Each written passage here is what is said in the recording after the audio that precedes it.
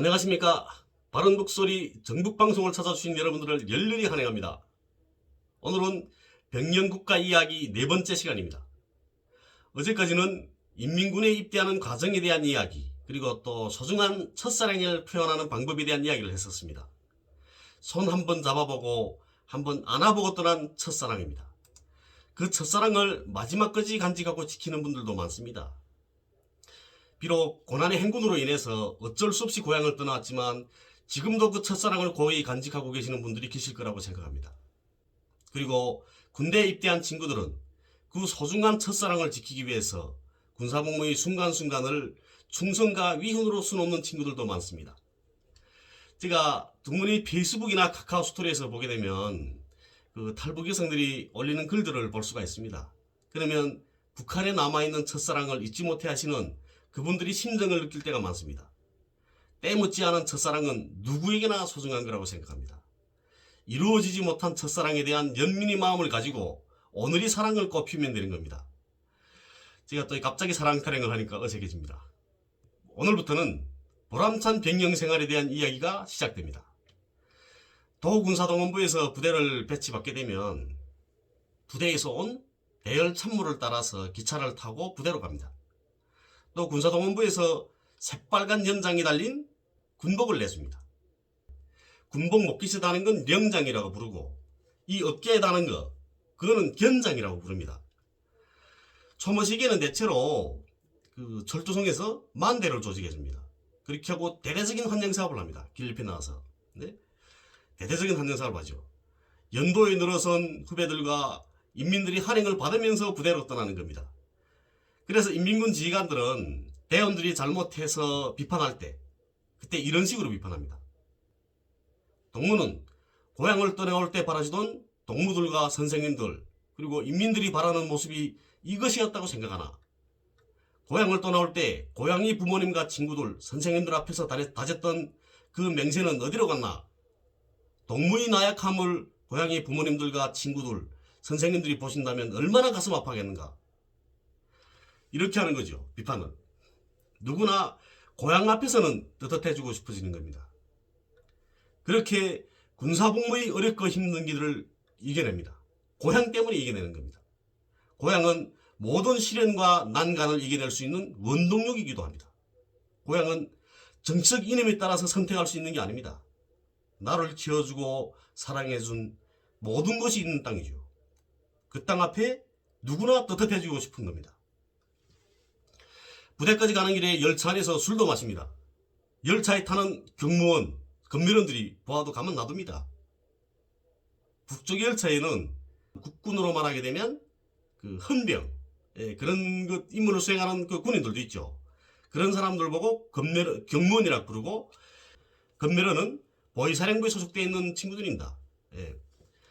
그런데도 그 친구들이 보고 술 마시는 것 보고도 가만 놔둡니다. 왜 그러는지 아십니까? 초모대에 가는 신입병사들은 군인 선서를 하지 않았기 때문에 군복은 입고 있어도 아직 군인은 아닌 겁니다. 군인 선서는 신병훈련이 끝나게 되면 끝나야 군인 선서를 하는 겁니다. 군인이 아니니까 가만 놔두는 거죠. 부대에 도착하게 되면 부대장 이하 모든 군인들 그리고 군인 가족들이 나와서 또 환영해 줍니다. 그리고 신병중대에 배치하는 거죠. 지금 군단별로 신입병사 훈련소라는 게 있거든요. 근데 저희 때만 해도 그 각 부대들이 가서 그게 신병중대가 따라 조직돼서 훈련을 줬던 겁니다. 그런데 신병훈련은 누구에게나 힘든 거죠. 일가에 따라서 시계처럼 움직여야 되거든요. 그런데 그런 시계처럼 움직이는 그 군무 생활에 익숙한다는 건 쉽지 않은 일입니다. 군사규율은 우리의 생명 이런 노래도 있습니다. 군사규율은 우리의 생명 전투력의 원천이라네 대열을 맞춰라 병사여 혁명적 규율을 세우자 10대 준수 사항의 요구를 엄격히 지켜나가자 그렇다 병사여 군사규율은 우리의 생명 전투력의 원천이라네 이렇게 하면 가는 겁니다. 신입병사 시절에 제일 처음으로 배워주는 대화를 합창곡입니다. 신입병사 훈련은 군종, 병종에 따라서 다릅니다. 지금은 일혈적인지는 모르겠는데 그전에는 달랐습니다. 저격 경보병, 정찰 같은 데는 신입병사 훈련 기간이 6개월 내지 1년까지 되는 데도 있었습니다. 일반 보병 부분대들은 2개월 정도 하고요. 신입병사 훈련할 때는 오전에는 생각을 하고 오후에는 낮잠도 재우고 축구, 배구, 농구 같은 이런 체육도 합니다. 그리고 군중병 같은 것도 배워주고 군가도 배워주고요. 그렇게 신입병사 훈련이 끝나면 군인선서를 합니다. 군인선서를 하기 전에는 또 부대 지휘관들이 신입병사들을 개별적으로 만나서 개별담화라는 걸 합니다. 군사복무를 계속할 수 있냐? 이걸 묻는 거죠. 그때 군사복무를 하게까지 못하게 하게 되면 집으로 돌려보냅니다. 이런 경우를 놓고 배낭을 거꾸로 맸다고 하죠. 예? 우리 여기서 남한에서는 신발 거꾸로 돌려 신었다고 하던가요. 예, 우리는 배낭을 거꾸로 맸다고 합니다. 군인선서를 하게 되면 군법이 적용되기 때문에 지금 결심을 잘해라 이렇게 알려주는 겁니다. 제가 근무하던 그 병사로 근무할 때는 땅크 부대에 있었거든요. 네, 그때 그 부대에서 해령 출신 친구가 군인선서 전에 집으로 가는 걸 제가 본 거 있습니다. 이렇게 덩치는 산만한데 힘들었던 거죠. 그래서 그 친구 집으로 갔습니다. 그런데 군사복무를 할 것 같지 못하면, 하기 힘들면 집으로 가는 게 맞습니다. 힘들면 어떤 친구들은 체면 때문에 안 가겠다 하는 친구들 있죠. 근데 대신 그렇게 되게 되면 옆에 친구들이 힘듭니다. 그 친구가 못하게 되면 옆에 친구들이 도와줘야 되니까 옆에 친구들한테 그 민폐를 끼치는 거죠. 그렇기 때문에 할 것 같지 못하면 집으로 가는 게 옳습니다.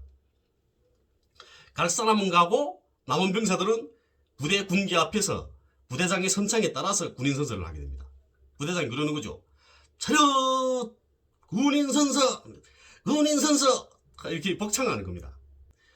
나는 조선민주주의 인민공화국 국민으로서 영웅적 조선인민군에 입대하면서 생명의 마지막 순간까지 당과 수령, 조국과 인민 앞에 충성할 것을 엄숙히 맹세한다. 이렇게 하면서요.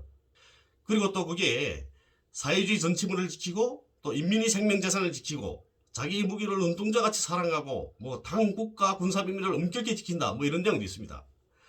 마지막으로는 뭐 군인선서에서 그러죠. 뭐 생명의 마지막 순간까지 충성할 것을 맹세한다. 이렇게 하는 겁니다.